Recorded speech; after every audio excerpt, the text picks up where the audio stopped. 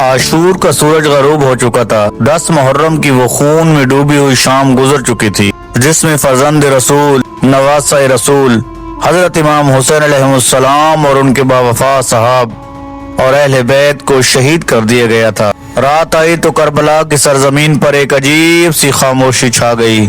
जहां दिन भर या हुसैन की सदाएं गूंजती थी, वहां अब सिर्फ हू और सिसकियां और यतीम बच्चों की आहो बका सुनाई देती थी। ये थी शाम गरीबा। खेमे जल चुके थे, बच्चों के सरों से चादरें छीन ली गई थी और बीबियां जलती हुई रेत पर अपने शहीदों को तलाश कर रही थी। और फिर 11 मुहर्रम की सुबह तलू हुई, लेकिन ये कोई आम सुबह न थी। ये वो सुबह थी जिसमें 70 से ज्यादा शोहदा और उनकी अजसा करबला की तपती हुई रेत पर बेगोरो कफन पड़े थे।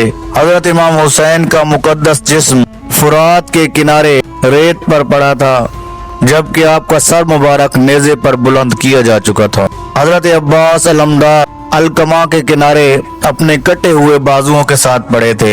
हजरत अली अकबर इस मकाम पर थे जहां जवान बनी हाशिम ने अपने आखिरी लम्हात गुजारे थे। 6 माह के हजरत अली असगर का नन्हा सा जिस्म भी इस सरजमीन की आगोश में मौजूद था। हजरत कासिम बिन हसन, औनो मोहम्मद और बनी हाशिम के दीगर जवान अपने खून में नहाए हुए थे। तेज धूप इनके अजसात मुतहर पर पड़ रही थी और सहराई हवा इनके खून से भीगी हुई रेत को उड़ा रही थी। इधर लश्कर उमर बिन साद अपनी फतह की गुमान में असीरान अहले बैत को कूफा ले जाने की तैयारी कर रहा था। 11 मुहर्रम की सुबह शोदा के सरों को नेज़े पर बुलंद किया गया और काफिला असीरान को रवाना करने के लिए तैयारियां शुरू की गई। बीबी ज़ैनब सलामुल्लाह अलैहा, हजरत उम्मे कुलसूम, इमाम सज्जाद और दीगर अहले हरम को ऊंटों पर सवार किया गया। रिवायात में आता है कि जब काफिला रवाना होने लगा तो अहले बैत की नजरें एक मरतबा फिर अपने शहीदों की तरफ उठी। वो मंजर कितना दर्दनाक होगा।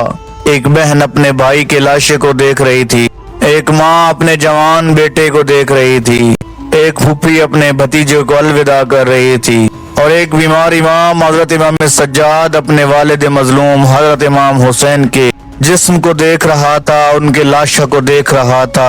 करबला की रेत गवाह थी कि यहाँ वफा सो रही थी, यहाँ कुर्बानी सो रही थी, यहाँ इंसानियत का सर फख्र से बुलंद था, अगरचे जिस्म जमीन पर पड़े थे। और फिर जब लश्कर इब्ने साद असीरान अहले बैत को लेकर कूफा की तरफ रवाना हो गया तो करबला की सरजमीन मजीद वीरान हो गई। चारों तरफ खामोशी थी, रेत के जर्रों पर खून के निशानात बाकी थे और हवा में अभी तक नेज़ों और तलवारों की गूंज महसूस होती थी। इसी दौरान करीबी कबीले बनी असद के कुछ लोग मैदान करबला में पहुंचे। उन्होंने जब चारों तरफ निगाह दौड़ाई तो बेशुमार मुकद्दस लाशें जमीन पर पड़ी हुई देखी। वो ये मंजर देख कर रो पड़े। उन्होंने इरादा किया कि इन शोहदा को दफन किया जाए, मगर एक मुश्किल ये थी, बहुत से शोहदा के सर मुबारक जुदा किए जा चुके थे, इसलिए वो पहचान नहीं पा रहे थे कि कौन सा जिस्म किस शहीद का है। वो हैरान और परेशान खड़े थे कि अचानक एक नूरानी शख्सियत मैदान करबला में तशरीफ लाई। ये हजरत इमाम ज़ैनुल आबिदीन अलैहिस्सलाम थे। शिया रिवायात के मुताबिक अल्लाह ताला के हुक्म से इमाम सज्जाद तदफीन शोहदा के इस अजीम फरीजे की अदायगी के लिए करबला तशरीफ लाए थे, क्योंकि एक इमाम की तदफीन का और ये जिम्मेदारी दूसरे इमाम पर होती है।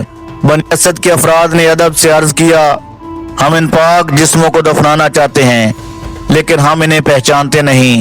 इमाम सज्जाद अलैहिस्सलाम ने फरमाया, आओ मैं तुम्हें इनकी शनाख्त करवाता हूँ। फिर इमाम ने एक एक शहीद के जिस्म के पास तशरीफ लेकर गए।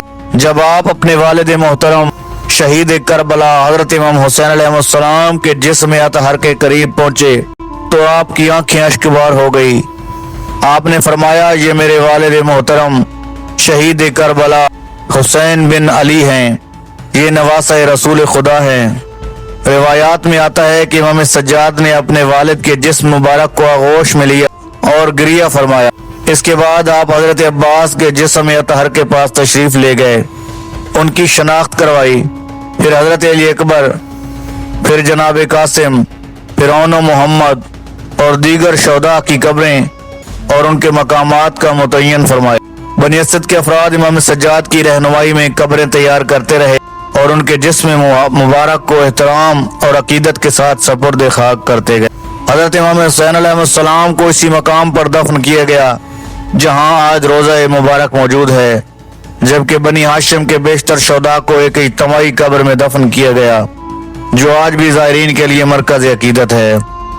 یوں 11 محرم کا سورج غروب ہونے تک کربلا کی تپتی ہوئی ریت نے ان مقدس جسموں کو اپنی آغوش میں لے لیا۔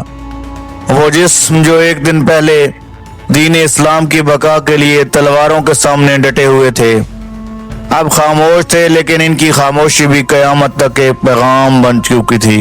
یہ پیغام تھا حق کا، یہ پیغام تھا قربانی کا، یہ پیغام تھا وفا کا، اور یہ پیغام تھا ظلم وقتی طور پر جیت سکتا ہے لیکن حق ہمیشہ زندہ رہتا ہے، حق غالب آتا ہے۔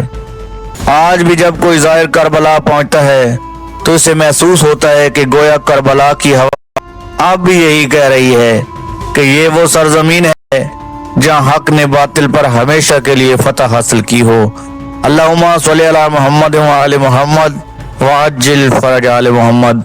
اگر ہمارا آج کا یہ پوڈ کاسٹ آپ کو پسند آیا ہو تو اس کو اپنے دوستوں کے ساتھ شیئر ضرور کیجیے، بیل آئیکن کو ضرور پریس کیجیے، ہمارے چینل معصوم انفو کو سبسکرائب کیجیے تاکہ آپ کا اور یہ ہمارا رشتہ قائم و دائم رہ سکے۔